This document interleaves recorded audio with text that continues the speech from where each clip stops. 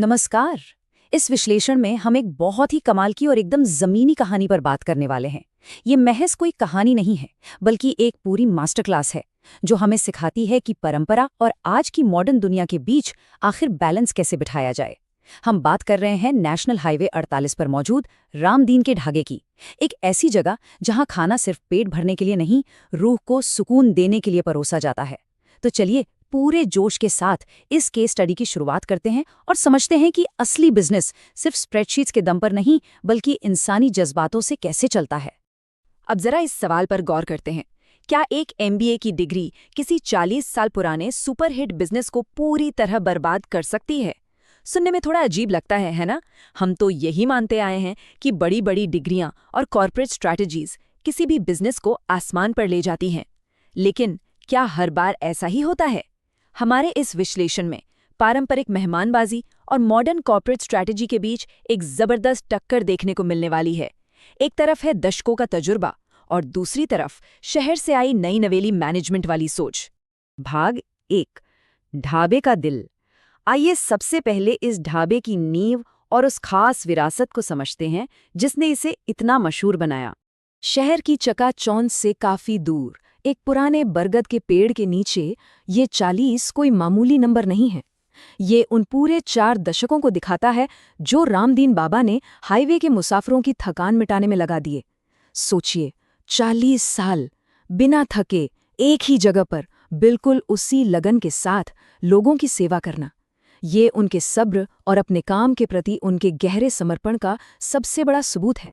इस ढाबे की पूरी फिलॉसफी बस इस एक लाइन में सिमटी हुई है। रामदीन बाबा के लिए उनका ये ढाबा सिर्फ पैसे छापने की मशीन या कोई धंधा नहीं था, ये उनके लिए एक सेवा थी। वहां आने वाला हर ट्रक ड्राइवर या कोई भी मुसाफिर उनके लिए कस्टमर नहीं, बल्कि उनका अपना मेहमान होता था। उनकी सोच एकदम साफ और सरल थी, जब मुसाफिरों को दिल से खाना खिलाओगे तो बरकत तो अपने आप आएगी ही। यहाँ रामदीन बाबा की वो स्ट्रैटेजी साफ दिखती है जो सच मानिए किसी भी बड़े बिजनेस स्कूल में नहीं पढ़ाई जाती। उनके ढाबे में कोई मेन्यू कार्ड था ही नहीं। उस दिन जो ताज़ा बना बस वही प्यार से परोस दिया गया। मिट्टी की दीवारें और खपरेल की छतें एक गजब का अपनापन देती थी। रामदीन बाबा खुद उठकर हर टेबल पर जाते, मुसाफिरों से गपशप करते, और सबसे बड़ी बात, अगर कोई गरीब आ जाए तो उसे बिना जताए मुफ्त में खाना खिला दिया जाता। ये पूरी तरह से आत्मा और इमोशन से चलने वाला बिजनेस मॉडल था, जिसकी कामयाबी का असली राज उन आपसी रिश्तों में था। भाग 2, एमबीए मेकओवर। और फिर कहानी में एक बड़ा ट्विस्ट आता है जब रामदीन बाबा का बेटा आर्यन शहर से अपनी पढ़ाई पूरी करके वापस लौटता है। आर्यन का नजरिया एकदम अलग था, पूरी तरह से डेटा और मैट्रिक्स पर फोकस करने वाला। शहर में अपने दोस्तों के बीच उसे इस जगह को ढाबा बुलाने में अजीब सी शर्मिंदगी होती थी, इसीलिए वो इसे छोटा देसी रेस्टोरेंट कहना ज्यादा पसंद करता था। मानो शहर के भारी भरकम कॉरपोरेट शब्दों ने उसकी जमीनी हकीकत पर पर्दा डाल दिया हो। आर्यन का साफ मानना था कि हर कस्टमर के पास जाकर बातें करना सिर्फ टाइम की बर्बादी है। उसका पूरा फोकस सिर्फ और सिर्फ एफिशिएंसी और प्रॉफिट मार्जिन बढ़ाने पर था। अब इन दोनों के काम करने के तरीके में जो सबसे दिलचस्प बात है वो ये है कि ये 2 अलग अलग पीढ़ियों की सोच के गैप को बिल्कुल शीशे की तरह साफ कर देती है। जहां रामदीन बाबा का तरीका मिट्टी की सौंधी महक और इंसानी जुड़ाव से भरा हुआ था, वहीं आयरन का नया मॉडल मेलामाइन की प्लेटों और डिजिटल टैबलेट ऑर्डर्स के साथ एकदम रोबोटिक और सख्त था। आयरन ने आते ही क्या किया? सबसे पहले पारंपरिक चूल्हे को हटाया और मेन्यू के दाम सीधे डबल कर दिए। भाग 3, आत्मा का खो जाना। अब देखते हैं कि जब असली जुड़ाव को छोड़कर सिर्फ दिखावे और बाहरी चमक दमक को ऊपर रखा जाता है तो उसका नतीजा क्या होता है। इस बदलाव के नतीजे बहुत तेजी से सामने आए। पहले ही दिन आर्यन ने ढाबे के बाहर एक बड़ा सा चमकता हुआ अंग्रेजी बोर्ड टांग दिया, प्रीमियम ऑथेंटिक विलेज एक्सपीरियंस। लेकिन हुआ क्या? पहले ही हफ्ते में जो पुराने ट्रक ड्राइवर और मुसाफिर वहां बरसों से रुकते आ रहे थे, उन्होंने ढाबे के आगे से बिना ब्रेक लगाए सीधे गुजरना शुरू कर दिया। उन्हें वहां अपनापन नहीं, बल्कि एक अजीब सा बनावटीपन महसूस होने लगा था। दूसरे हफ्ते तक आते आते तो हालत ये हो गई कि टेबल एकदम खाली पड़े रहने लगे और कमाई से कई गुना ज्यादा उस ढाबे का खर्चा हो गया। और ये कितनी बड़ी विडंबना है। साल 2026 तक आते आते आर्यन ने सोशल मीडिया पर विज्ञापनों में खूब पैसा बहाया, लेकिन वो मॉडर्न शहरी भीड़ भी वहां नहीं आई जिसके लिए ये सारा तामझाम किया गया था। ऐसा क्यों हुआ? क्योंकि आज का मॉडर्न कस्टमर भी उस बनावटीपन को तुरंत पकड़ लेता है। वो ढाबा अब ना तो गांव वालों का रहा था और ना ही शहर वालों को अपनी तरफ खींच पाया। भाग 4। एक बरसाती रात का खुलासा। बिजनेस बुरी तरह डूब रहा था और तभी एक रात कुछ ऐसा होता है जो सब कुछ बदल कर रख देता है। आसमान में जोरदार बिजली कड़क रही थी, भयंकर तूफान और मूसलाधार बारिश का माहौल था। तभी एक पुरानी सी कार से एक बुजुर्ग दंपत्ति बाहर निकलते हैं, शंभुनाथ जी और उनकी पत्नी। वो बारिश में पूरी तरह भीग चुके थे और ठंड से कांप रहे थे। आर्यन चुपचाप अपने काउंटर के पीछे खड़ा रहा। उसने आगे बढ़कर उनका हालचाल लेने या स्वागत करने के बजाय बस एक ठंडा सा डिजिटल टैबलेट उनके सामने खिसका दिया और कहा कि मेन्यू चेक कर लीजिए। वो बेचारे बुजुर्ग उस स्क्रीन को देखकर एकदम कंफ्यूज हो गए। आर्यन में मेहमान नवाजी की उस बेसिक समझ का पूरी तरह से अकाल था। ठीक उसी वक्त पीछे से रामदीन बाबा आते हैं। उन्होंने बिना एक सेकंड गवाए तुरंत मोर्चा संभाल लिया। उन्होंने उस बुजुर्ग जोड़े को बड़े सम्मान के साथ बिठाया, फौरन पारंपरिक चूल्हे पर ताज़ा दाल और रोटियां सेंकी और तीखी हरी चटनी के साथ उनके सामने पेश की। दोनों के सामने एकदम सादा लेकिन कमाल की खुशबू वाला खाना था। और जब खाना खत्म होने पर शंभुनाथ जी ने पैसे निकालने चाहे तो रामदीन बाबा ने एकदम मना कर दिया। उन्होंने कहा कि इतनी भयंकर बारिश और खराब मौसम में आप आए, मैं पैसे कैसे ले सकता हूँ। ये था वो असली तरीका जिसने एक ही पल में उस ढाबे में फिर से जान फूंक दी। यहीं पर एक बहुत ही इमोशनल पल आता है। जब रामदीन बाबा ने पैसे लेने से मना किया तो उस बुजुर्ग ने आर्यन की तरफ देखकर मुस्कुराते हुए एक पुरानी बात बताई।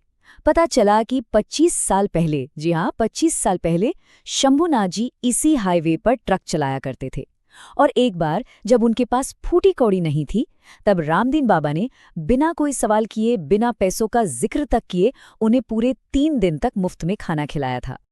और ये बात बहुत ही शानदार तरीके से उस कड़वी सच्चाई को दिखाती है जिसने आर्यन के उस सारे कॉर्पोरेट अहंकार को चकनाचूर कर दिया। शंभुनाथ जी ने आर्यन से कहा कि देखो बेटा, बदलाव तो संसार का नियम है, लेकिन तुमने इस ढाबे को ऐसे बदला कि इसकी आत्मा ही कहीं गुम हो गई। अब ऐसा लगता ही नहीं कि ये वही पुराना रामदीन का ढाबा है। इन चंद शब्दों ने आर्यन को अंदर तक हिलाकर रख दिया। भाग 5। बिजनेस का बेहतरीन संतुलन। उस रात आर्यन सो नहीं पाया। उसे अपनी गलती का एहसास हो चुका था और अब समय था एक बिल्कुल नई शुरुआत का। अगली सुबह जब सूरज निकला तो ढाबे का पूरा नजारा ही बदला हुआ था। बाहर लगा वो बड़ा सा दिखावटी अंग्रेजी बोर्ड अब वहां नहीं था। उसकी जगह एक बहुत ही सिंपल और प्यारा सा बोर्ड लगा था जिस पर लिखा था रामदीन का ढाबा, घर जैसा खाना। ये आर्यन की तरफ से अपने ईगो को पूरी तरह सरेंडर करना था और बिजनेस की अपनी असली पहचान की ओर एक शानदार वापसी थी। चलिए अब देखते हैं कि आर्यन का ये नया हाइब्रिड मॉडल असल में काम कैसे करता है। अब उसने अपनी MBA की पढ़ाई का बिल्कुल सही और सटीक इस्तेमाल किया। उसने पुरानी आत्मा को मॉडर्न तरीकों के साथ बड़ी खूबसूरती से जोड़ दिया। चूल्हा फिर से जला, वो मिट्टी के बर्तन वापस आ गए, लेकिन इसके साथ ही आर्यन ने ढाबे की साफ सफाई और हाइजीन को इंटरनेशनल लेवल का कर दिया। कस्टमर्स की सुविधा के लिए डिजिटल पेमेंट्स ऐड किए और सोशल मीडिया पर उन बनावटी एड्स की जगह ढाबे की असली और सच्ची कहानी लोगों को बताई कि ये महज एक ढाबा नहीं बल्कि एक परिवार है। मतलब मॉडर्न टूल्स ने उनकी परंपरा को खत्म नहीं किया बल्कि उसे और भी ज्यादा मजबूत बना दिया। तो सबसे अहम बात यहाँ समझने वाली ये है, और यही हमारे इस पूरे विश्लेषण का असली निचोड़ भी है, आर्यन और रामदीन दोनों ने मिलकर उस ढाबे को फिर से खड़ा कर दिया। और जब कुछ महीनों बाद शंभुनाथ जी अपने बेटे के साथ वहां फिर से आए तो वो भी बहुत खुश हुए। आर्यन अब अच्छे से समझ चुका था कि बिजनेस में आगे बढ़ना और मॉडर्न होना बहुत जरूरी है, लेकिन अपनी जड़ों को काटकर नहीं। बिजनेस चलाने के लिए तेज दिमाग की जरूरत बिल्कुल होती है, लेकिन कस्टमर्स के साथ लंबे समय तक टिकने वाले रिश्ते वो तो हमेशा दिल से ही बनते हैं। अंत में ये एक ऐसा गहरा सवाल है जिस पर हम सबको विचार करना चाहिए।